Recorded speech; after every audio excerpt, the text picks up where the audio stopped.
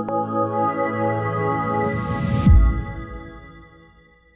2024, on a eu à entreprendre beaucoup d'initiatives allant dans le sens de renforcement des capacités des éleveurs eux-mêmes.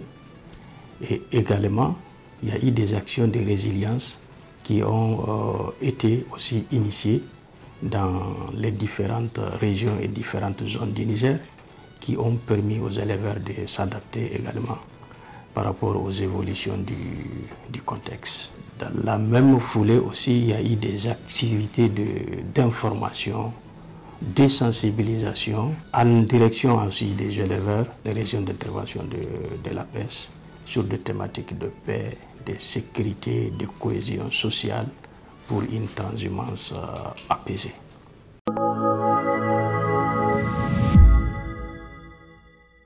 Les jeunes au niveau de l'APES aussi ont entrepris des activités d'entrepreneuriat sur des filières, sur des maillons clés comme l'embauche, les cultures fourragères, les commerces d'aliments bétail et la transformation également et la commercialisation de produits laitiers.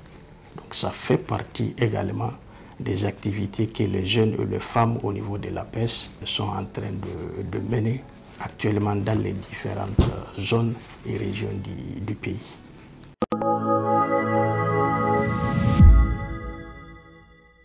Au niveau de l'APES, depuis 2017, il y avait une résolution, une décision du conseil d'administration de consacrer une place importante aux jeunes dans les instances de prise de décision au niveau de l'APES. Et cela a été acté et aussi matérialisé dans les textes statutaires de l'APES. Et ça a été suivi par des activités, en tout cas concrètes. Ces instances-là, au niveau pays et au niveau des instances supérieures, ont été prises en compte. Valable également pour les femmes qui ont leur propre espace de concertation au niveau de l'APES. Donc jusqu'au niveau des zones, les femmes se sont organisées et se sont constituées en espace de concertation pour pouvoir aborder les questions liées au genre.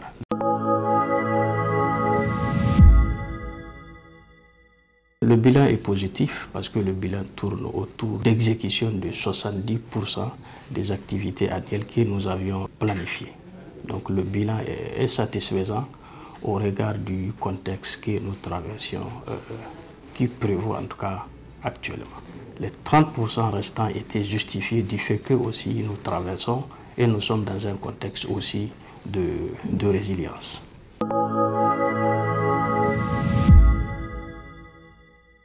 Au niveau de l'APES, peut-être on peut vous citer jusqu'à 2 ou 3 activités phares.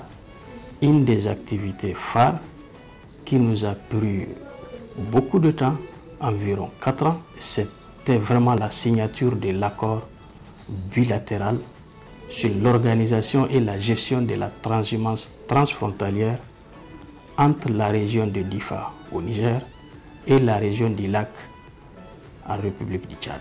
Cela signifie qu'aujourd'hui on a un cadre juridique institutionnel favorable pour la pratique de la transhumance dans le bassin du lac Tchad. Donc ça permettrait aux éleveurs de faire, en tout cas de pratiquer la transhumance sans crainte. Et ça leur permettrait aussi de valoriser également tout ce qui est ressources naturelles. Avec nos partenaires locaux aussi, on a eu à restaurer plusieurs hectares de terre au profit des éleveurs transhumants dans la commune de Falwal et également dans la commune de Abala. Donc certaines activités sont en cours, d'autres sont déjà finalisées et nous estimons que ceux qui sont finalisés, ça permettrait aux éleveurs de disponibiliser le pâturage en saison de soudure pastorale.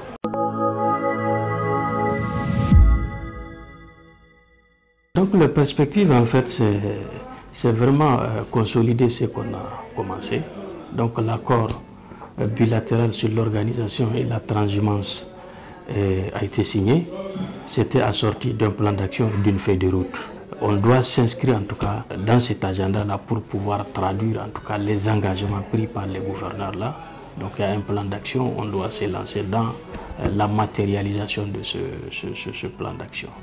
Donc au niveau d'accompagnement de femmes et de jeunes APES aussi, on est sur des chantiers. Donc les jeunes et les femmes, le promoteur vient juste de commencer à s'installer. Donc on va les accompagner aussi dans leur entreprise familiale pour qu'ils puissent devenir des grands promoteurs. Donc un autre chantier aussi que j'avais rappelé, c'est la récupération des terres. Donc avec nos partenaires aussi, on a élargi l'éventail, les zones. Donc on va toujours accompagner cette activité aussi. Parce qu'au terme, c'est les éleveurs qui sont les bénéficiaires. Donc si le fourrage pousse, la finalité c'est pour les animaux. Donc on va faire en sorte que ces espaces-là soient protégés, soient productifs, afin que les éleveurs puissent en profiter davantage.